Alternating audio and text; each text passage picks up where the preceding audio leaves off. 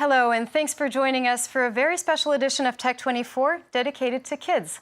Coming up, with childhood obesity, juvenile diabetes, ADHD, and stress on the rise in young children, we show you the best applications to help kids stay fit and in good health. Plus, we'll test the Kolibree, the first smart sonic toothbrush that turns toothbrushing into a game, educates kids, and empowers parents. Everyone should learn how to program a computer because it teaches you how to think. It's been more than 20 years since Steve Jobs said those words in an interview unearthed and released 2 years after his death. While recently, Britain followed that advice when it became the first G7 country to introduce compulsory computer science on the school curriculum for all children aged 5 to 16. By the age of 7, all children will now be expected to be capable of writing and debugging a simple program. By 11, some will be exploring computer concepts once considered appropriate for undergrads. Well, for more on this, let's welcome Dan and Jay Cattlecar. Dan, good to have you. Most experts say that it's appropriate to introduce coding concept as early as preschool, at the moment where kids are starting to learn how to read and write. And to help them do it, there's been a couple of applications that recently came out. That's right. The Daisy Dinosaur is an app that can be used to introduce coding to children in the preschool stage. It's a very simple app. There's a list of commands. These commands are to be dragged and dropped in the programming block. And once these commands are connected, then you get this dinosaur which can be made to turn, which can be made to twist, and which can be made to jump. So yeah, it's a great way of introducing kids, preschool kids to coding. And of course, this is not the only app. There are apps for children of higher ages like Scratch Junior. In Scratch Junior, what you do is you set up a project, you pick a background stage, you choose a character. There's a list of commands. Again, you put all those commands together in a programming block. And you can decide, which program you want to run. For example, there's a program in which you can make a car drive on a road in a city. So this is the concept of Scratch Junior. And for higher ages from 8 and above, there's another program that, or another coding app, which runs on similar grounds like Scratch Junior. It's called Hopscotch, in which the kids learn the basics of programming. It's a great way to learn because the learning program or learning coding is not just about making apps. Learning coding makes you understand many things. It improves your analytical skills. It improves your decision making. At the same time, it improves your course correction methods as well. You know, there's an irony here because we are talking about technology for kids, and at the same time, there's a trend in the Silicon Valley with tech executives that have shielded their kids from technology. You know, Steve Jobs even said that his kids weren't allowed to use iPads.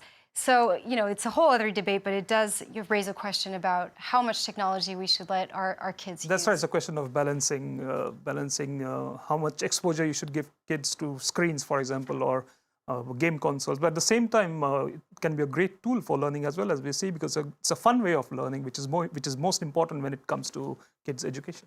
Very well. Thank you, Dan.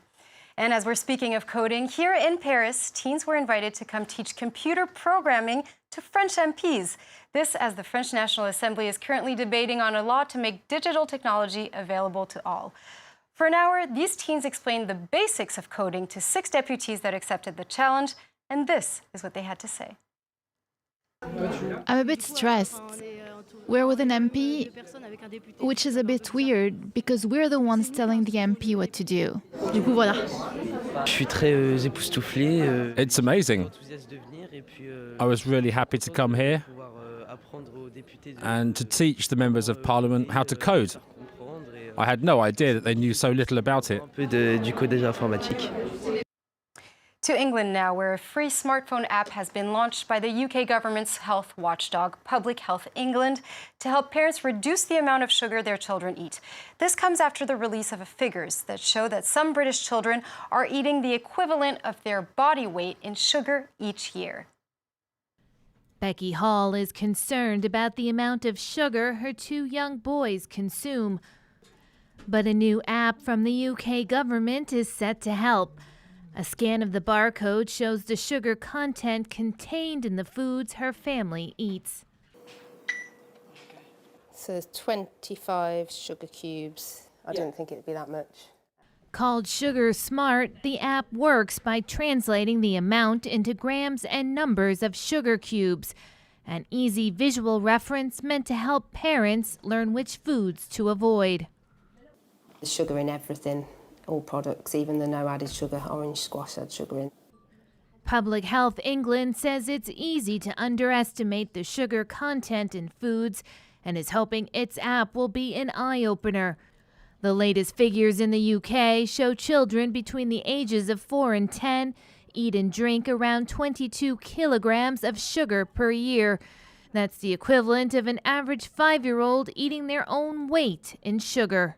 Children in Britain are eating far too much sugar, 3 times more than the recommended amount, and that's causing them real harm. A third of 11-year-olds are obese or overweight. So we as parents need to think about helping our kids to cut down the amount of sugar they consume. In 2013, almost a third of 5-year-olds and nearly half of 8-year-olds had tooth decay, the most common reason for children being admitted to the hospital. Each year, obesity-related problems cost the National Health Service €6.7 billion, and that figure is set to double by 2050. And then there are many other applications and devices that parents can use to help their children fight childhood obesity, which has really become a worldwide problem. That's right, Julia. One of the devices is called the Leap Band Health Tracker, which has a number of activities programmed in it. It basically allows children to choose and customize their character and play with it.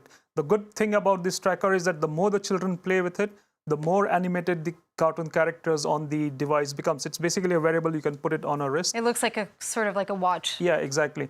And so children can have fun playing with it, and the more they play with it, the more they stay active, and the more they stay active, the more they stay fit. So it's a great way of keeping children engaged in physical activity. Right. Of course, there are other apps like the Smash Your Food, which is an interesting concept. So it actually allows children to know and understand the contents of what they're eating, whether it's a burger, whether it's a cola, and by virtually smashing these foods, they'll know the content. So for example, how much sugar does a particular drink contain, or how much burger oil, the amount of oil that a particular food like burger contains.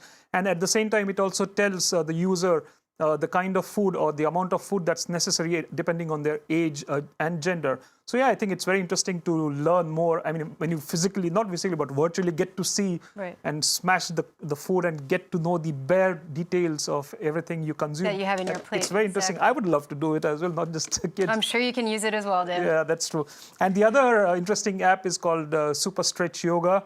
You know, yoga is an ancient Indian practice which many people practice around the world for better concentration and better relaxation techniques.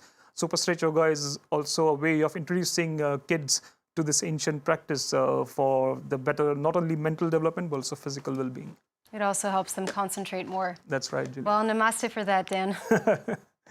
It's time for Test 24.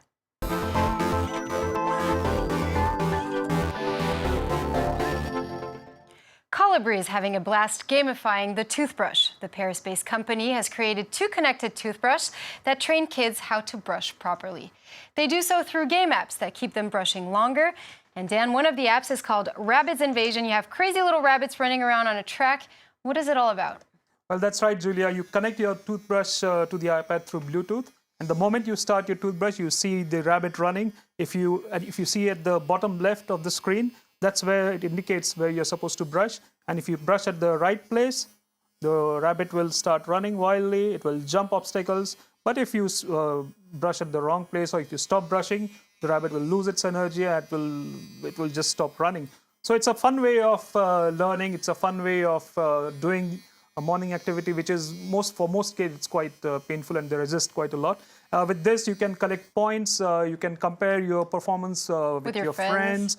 And kids always love to play games. So if there's competition, then why not? I mean, if it helps to do something which is very useful and which is very important, because tooth decay is, as you mentioned, is one of the biggest problems that kids have.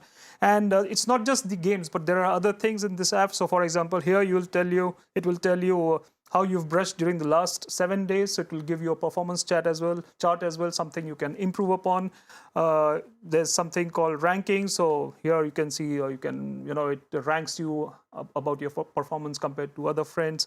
So it's a multi-purpose app. It's a fun way of brushing your teeth. And this one is for kids, but there's also one for adults. And I'm sure right. some adults would love to have it as well. Including me. And what about this other device? I think it's a great gadget for working women. That's right. It's the company's Mother Sense, and this is a part of the connected home object. So this is the central unit. This is installed in your house, for example. It's connected to the router, the Wi-Fi router. And once you turn it on, and you have an app, and this is done through cookies. So basically, this is a motion cookie.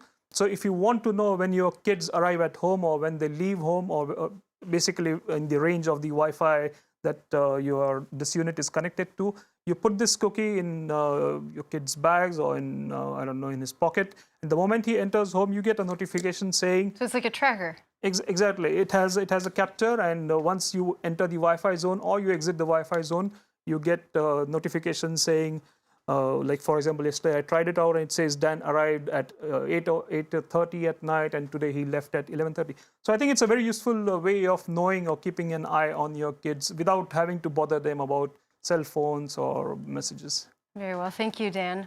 Well, that's it for us here at Tech24, but you can get in touch with us on Facebook and Twitter. Our hashtag is Tech24. Thanks for watching, and please stay tuned to France 24.